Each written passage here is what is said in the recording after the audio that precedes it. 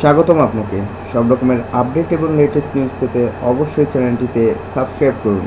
ধন্যবাদ। আল্লাহ মেহেরবান গানটি সরানো নিয়ে যা বললেন নুসরাত ফারিয়া। 26শে মে প্রযোজনা সংস্থা জাজ মাল্টিমিডিয়ার অফিসিয়াল ইউটিউব চ্যানেলে আপলোড করা হয় আল্লাহ মেহেরবান গানটি। সঙ্গে সঙ্গে ভিডিওটি নিয়ে সামাজিক যোগাযোগ মাধ্যমে শুরু হয় সমালোচনা।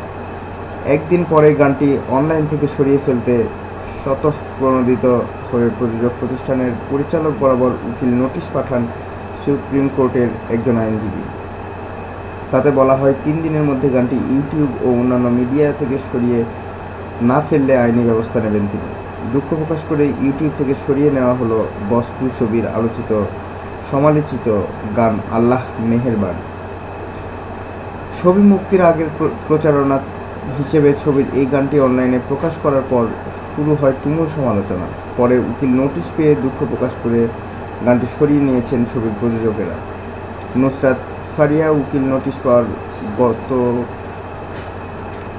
গতকাল মঙ্গলবার অনলাইন থেকে আল্লাহ মেহেরবান গানটি সরিয়ে ফেলা হয়। দুপুরে বস 2 ছবির বাংলাদেশ অংশের প্রযোজনা প্রতিষ্ঠান জাজ মাল্টিমিডিয়ার চেয়ারম্যান আব্দুল আজিজ বিষয়টি নিশ্চিত করেছেন।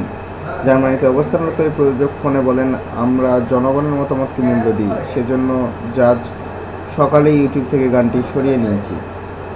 আব্দুল আজিজ আরও বলেন, গানটির কথা বদলে ভিডিওটি নতুন করে সম্পাদনা করে সেটি আবারও প্রকাশ করা হবে। বিষয়টি নিয়ে কথা বলতে যোগাযোগ করা হলো বস 2 ছবির নায়িকা নুসরাত ফারিয়ার। খুদে বার্তায় বলেন, পারিবারিক কাজে বাসার বাইরে আছি, এখন কথা বলতে পারছি না।